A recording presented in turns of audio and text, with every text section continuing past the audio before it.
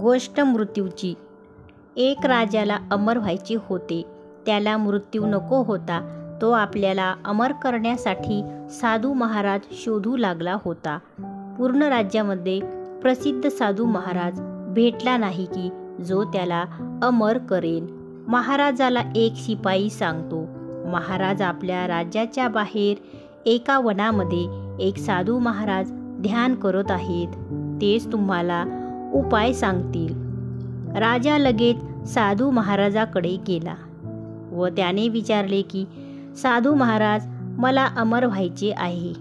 मला यासाठी काही उपाय सांगा.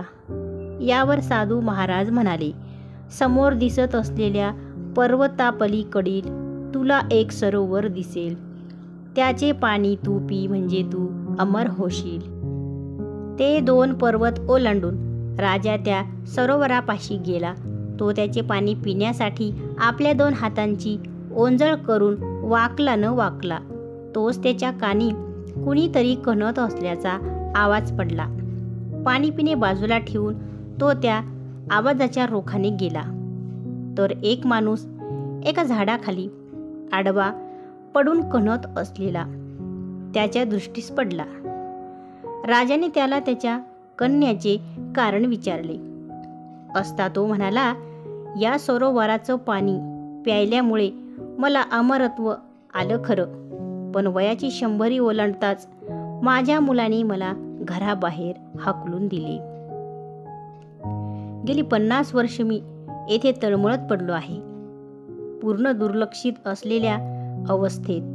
आता माझी मुलं तर मेलीच, पण नातवंडही मरायला झाली आहेत.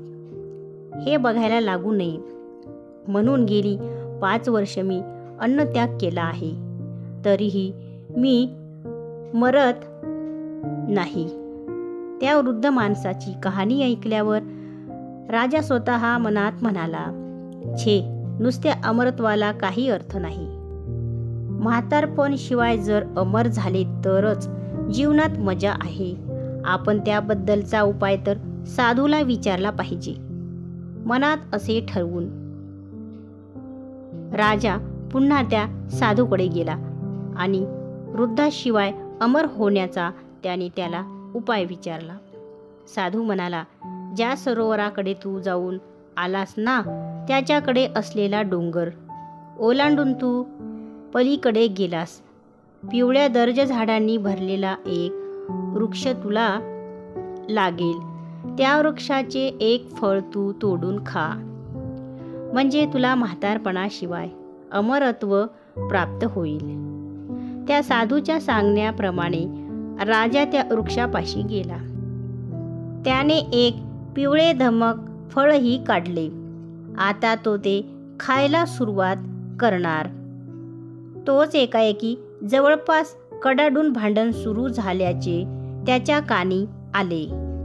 तिकडे जाऊन तिथे भांडत असलेल्या 4 तरुणांपैकी एकाला राजाने भांडणाचे कारण विचारले असता तो म्हणाला, आता मी 250 वर्षाचा झालो,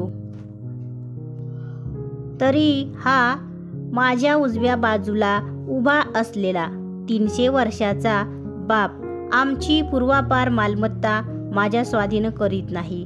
मग त्याच्याशी भांडू नको तर काय करू? राजाने त्या तरुणाच्या इतक्याच तरुण दिसणाऱ्या त्याच्या तगड्या बापाकडे प्रश्नार्थक नजरेने पाहिले असता तो म्हणाला, अहो, मी काय करू?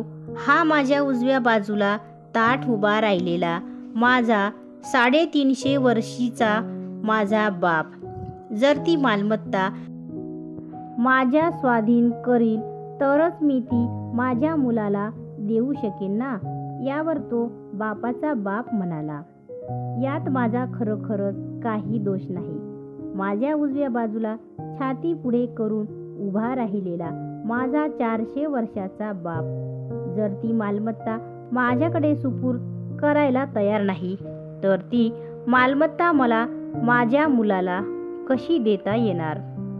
त्याने जवळच असलेल्या अजरामर नावाच्या वृक्षाचे फळ स्वतः खाल्ले आणि आपल्या मुलाला, नातवाला व पंतूला मोठ्या कौतुकाने खायला दिले. त्यामुळे आमच्या वाट्याला हे वाईट दिवस आले.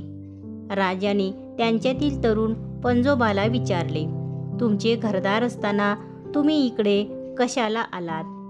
पंजोबा म्हणाला, अहो, मालमत्तेसाठी अष्टोप्रहर आमच्यात कडाडून भांडणे होऊ लागल्याने गावकऱ्यांनी आम्हाला गावाबाहेर कायमचे पिटाळून लावले. तो प्रकार पाहून राजा मनात म्हणाला, म्हातारपणाशिवाय अमरत्व मिळालं तरी ते भयंकर आहे म्हणायचं. मनात असा विचार करून राजा परत त्या साधूकडे गेला व त्याला म्हणाला, महाराज, माणसाला मरण हे हवेच, ते आहे म्हणून जगात प्रेम आहे. ते नसेल तर माणूस माणसाला खायला उठेल. तात्पर्य: माणसाला मरण हवेच.